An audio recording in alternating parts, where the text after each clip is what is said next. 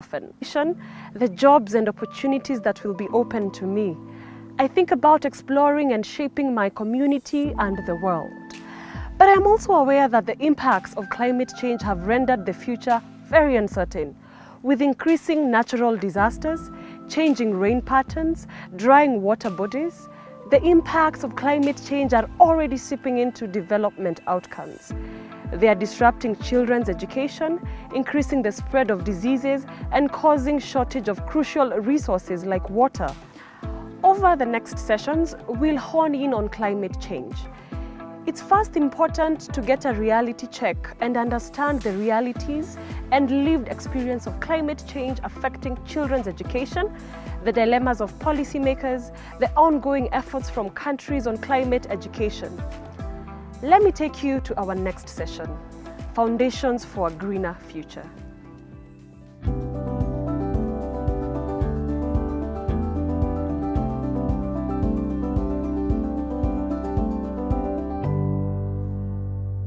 Welcome everyone to this conversation called Foundations for a Greener Future. Reducing our vulnerability to climate change and building education resilience will require innovative approaches, insights, and pathways that will amplify a diversity of voices from different places. I'm thrilled to convene a discussion about what will need to be done to strengthen education systems to fight climate change. I am Selina Nkoile, a GPE youth leader from Kenya, and from my personal experience, I come from a pastoralist rural community called the Maasai, and we have experienced climate change firsthand because I remember growing up, we depended 100% on our animals for everything we needed, be it food, mattresses, because we sleep on animal skins, and we also depended on our cows for even our spiritual life. But now our lifestyle is no longer sustainable due to climate change. We have more prolonged droughts, and we can no longer predict the rain seasons or when the rains will come. And this has had an impact on education and the lifestyle of people of my community. For example, if animals have to move in search of water and grass, and they always go far from home, they mostly go with children who are going to school. And in that case, they end up missing a whole school term or a whole school year. And they only come back home when conditions are favorable back home. So these kids end up moving around with animals, it's tedious, and it makes them miss out on school. And also those who are left behind at home, who are mostly children and women, they're left hungry, malnourished, with barely anything to eat. Because remember, we depended 100% on these animals. So children who are left back at home and have to go to school, they also go to school on empty stomachs and will have a negative impact on their educational outcomes. In my view, the most useful way we can do to address climate change and limit its impact on education is first through climate education, because it's very critical in addressing the issue of climate change. It will encourage people to change their attitudes and behaviors, and it will also help them to make informed decisions on ways to become climate friendly. Also, in my village, what we are doing, we are teaching the local community other methods of livelihood security, such as organic farming and value addition of milk, because when we have plenty of rains, usually we have plenty of milk, which we teach women how to add the value of this milk by converting it into probiotic yogurt, and we then sell to the market and earn an extra income, which will then help feed their families and educate their children. And also teaching about climate change in schools, trying to localize it so that it can be understood by everyone, and teaching children and the community the importance of protecting the environment has also gone a long way in creating citizens who can protect the climate and become climate friendly. And in my opinion, I think school feeding programs are needed to support children in dry places, arid and semi-arid areas, so that they can have some nutritious meals and can also concentrate on their studies, because it's hard to feed a hungry child. And in our first session today, We are going to look at the realities of climate change and the dilemmas policymakers face when making decisions about climate change and the role of education in driving climate resilience. Now I am very pleased to introduce Minister Ms. Kitlang Kabua, the Minister of Education in the Marshall Islands, and Dr. Raji Ambikairajah, the Non-Executive Director and Australian business leader. My first question goes to Minister Kitlang Kabua, the Minister for Education. Your country has been proactive in addressing climate change. The Marshall Islands became the first country to submit a strengthened climate action plan to the United Nations before a 2020 deadline. How do you think the country's planned climate action will impact the country's education sector plan? What opportunities do you see to strengthen the linkages between the two to benefit Marshallese youth and the future generation? As you had mentioned, the Marshall Islands is the first nation to submit its climate action plan to the United Nations before 2020 deadline. From that move, it just comes to show the severity of the situation for the RMI people. Every day, we experience the negative impacts of climate change, which is why we had to act first in order to set the ball running, in order to urge other nations in the world to help slow down all these negative impacts that we as a human race and the whole populace of the world is experiencing. It really forced us as a people to reevaluate and reconfigure our operations, our day-to-day operations, in order to better serve, better protect our people and our assets, most importantly, our home. For 60 years, we had followed a Western style of education, college prep, if I may say. And from that system, we felt that it was not really serving us in appropriately or adequately as a nation.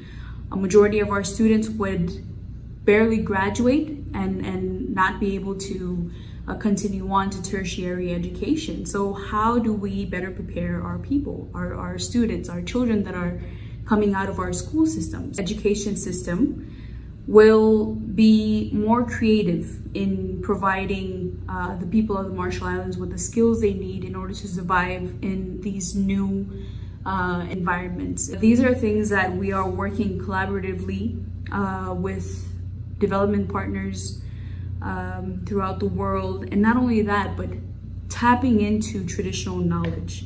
And that's one of the things that the silver linings from climate change is that it's forcing us to look at unorthodox solutions to these problems that we're facing today. Marshallese youth today, it is important for them to be knowledgeable in traditional areas of life, as well as modern skills. And this is a continuing conversation with the people of the Marshall Islands, and not only that, but in close collaboration with the people across the Pacific. But nonetheless, bottom line is that we cannot continue to follow status quo. It's not going to help us survive in the future as a people. So we need to change the mindset. And to do that, you need to change the education system. Dr. Raji, we currently lack a lot of data when it comes to understanding the impact of climate change on education systems and education disruptions, and lack of data when it comes to an understanding of the impact of education on increasing climate resilience and adaptive responses to climate change. What role can the private sector play in supporting education system strengthening in times of climate crisis? So the primary role the private sector can play is twofold. One, sharing the data knowledge systems and infrastructure with ministries of education. And two, helping to unlock the innovation and creative minds of students and teachers when it comes to thinking about how to respond to climate change. At the moment, we only really have anecdotal and undocumented evidence of the impact of climate change in education.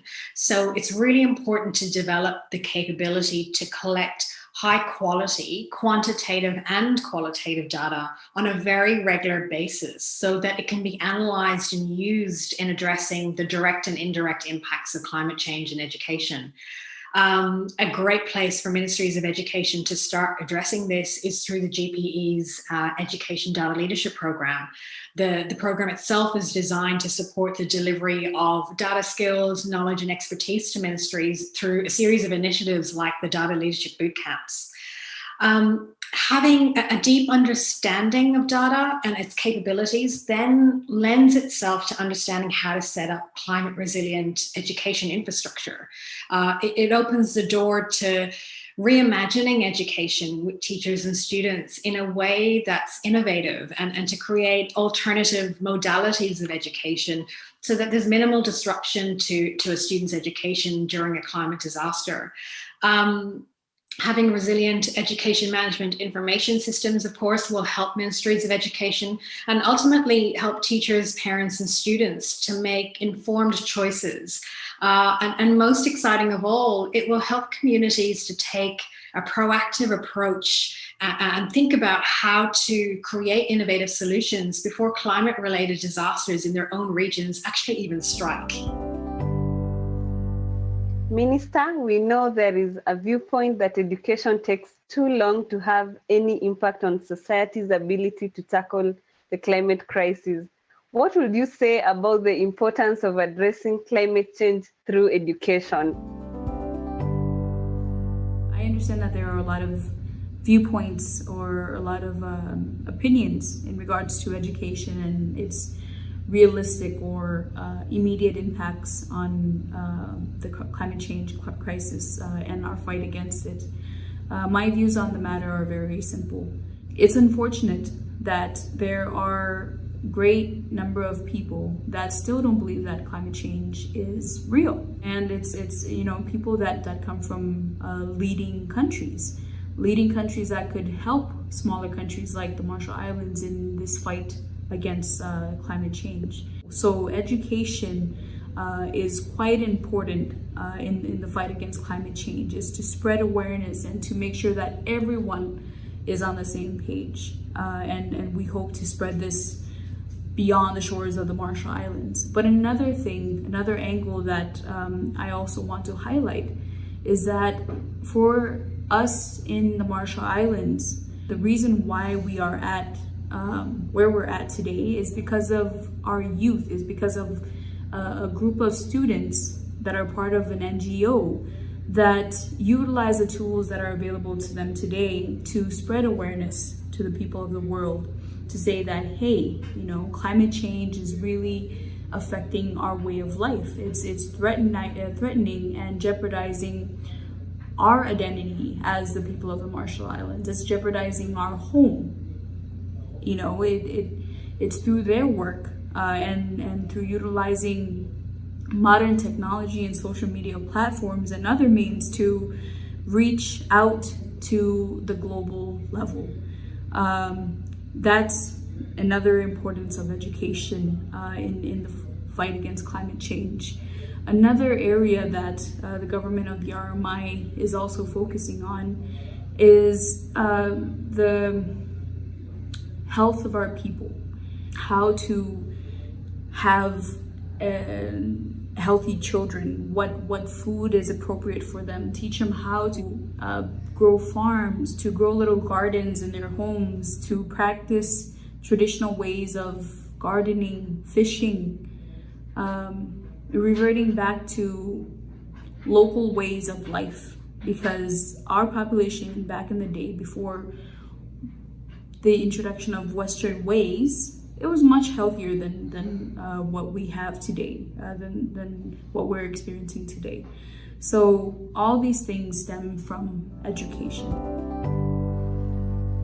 Dr. Raji, how can we expand our thinking about education from a disaster risk reduction perspective to also include a sustainability perspective that is rooted in transforming the mindsets and behaviors needed for adaptation and mitigation?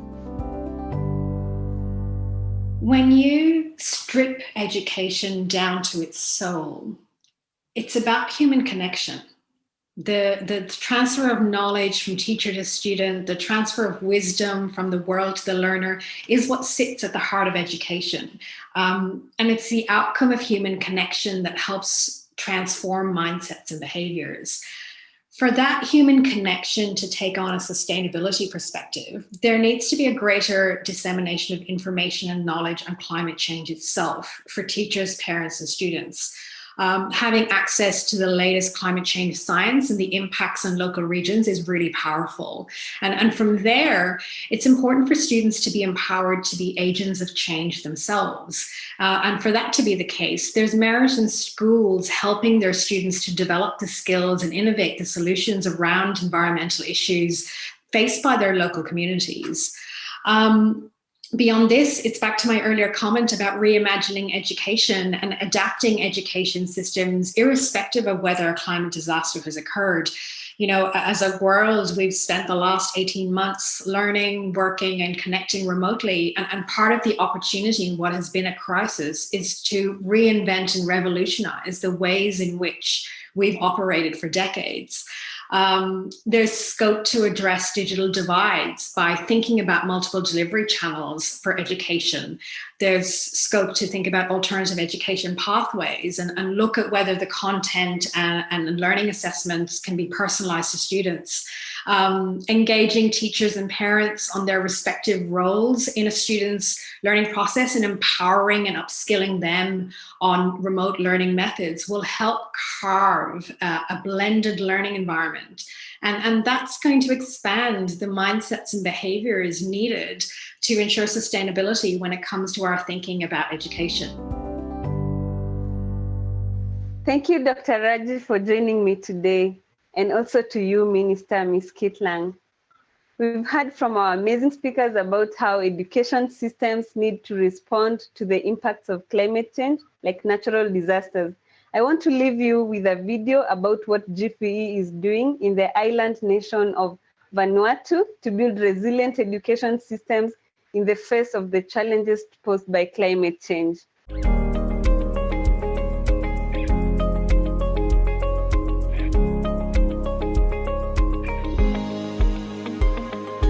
Kisaroli kam after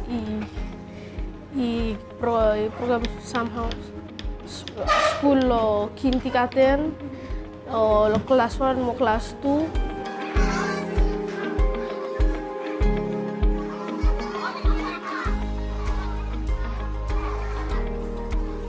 Teacher ki one home school ka package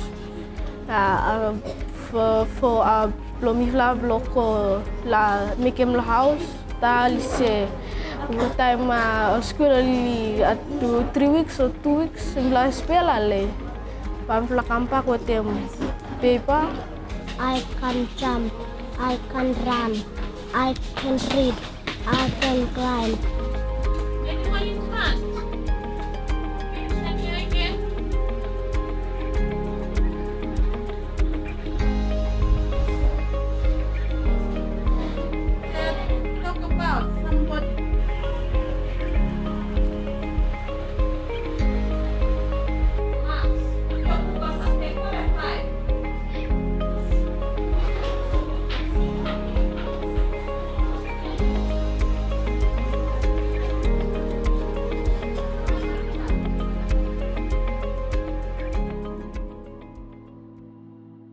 Young people around the world are very moved by climate change, and we are determined to be the change we want to see on climate change, because at this point, it's do or die.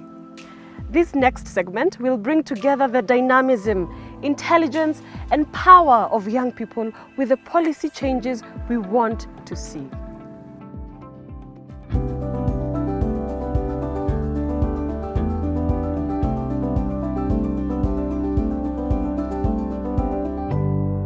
Excellencies, colleagues, young people, it is an honor to be a part of today's important discussion on transforming education, and I thank GPE for the invitation.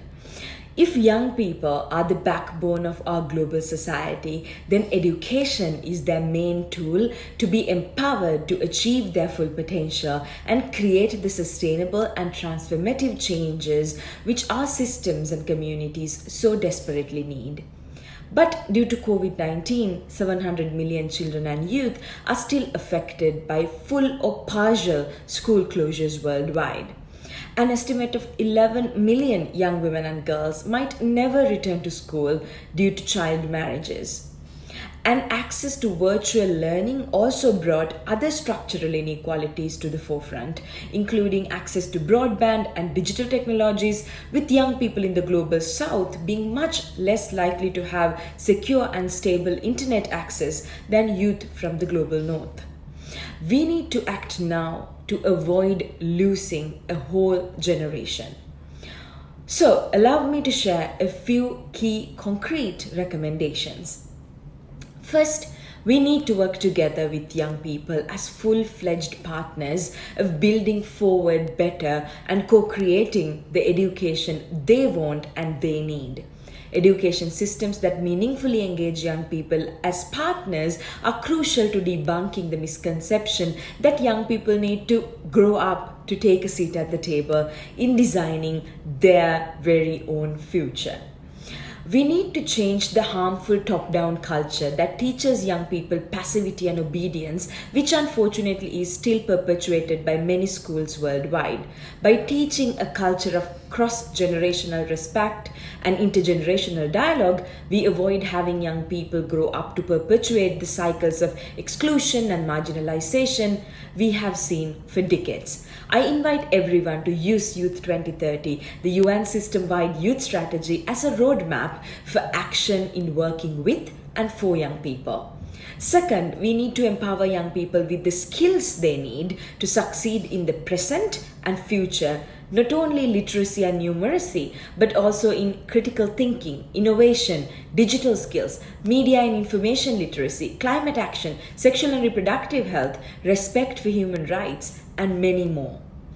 And this is what young people are also precisely asking for. They want relevant and quality education, which is gender transformative, inclusive, and based on climate justice and sustainable development across curricula. Ultimately, an education that leaves no youth behind. If we continue business and education as usual, the Malala Fund estimates that in less than 5 years, climate change will be contributing to keeping 12.5 million girls from completing their education, mainly in low and lower middle income countries. Climate change is a generational, gender and racial issue as much as an environmental and economic one. This is about the survival of the generation of young people. To mitigate the effects of climate change and invest in a greener future, we need climate education and education for sustainable development mainstreamed at all levels. This is pivotal in building a collective consciousness to address the climate crisis. Finally, we must put our money where our mouth is and properly and sustainably fund education. For young people, investing in their education is investing in their lives and their futures. Yet, we have seen in the course of the last year huge cuts to educational funding, both at the national level and global levels, with the education funding gap to achieve SDG 4 racing from 148 billion USD to almost 200 billion USD. Education is the link that enables the achievement of all 17 SDGs and has the power to create a ripple effect of progress across sectors, from health to nutrition, peace and security, climate action. It's the smartest investment a country can make for a fairer, more equal and sustainable development for all of us. So I urge world leaders gathered here today to revert education cuts and applaud GPE for their leadership in striving to close the education funding gap worldwide. And many promises have been made in that regard. Rest assured that young people worldwide will continue to hold leaders accountable to delivering on these promises. Ultimately, education isn't something nice that you can do for young people. Education is a global public good, a public responsibility, and a fundamental human right. We are accountable to young people everywhere to move beyond talks and empty promises and take action now. I stand ready to work together with all of you, young people, governments, civil society, international organizations, and the UN towards this better future that we all want.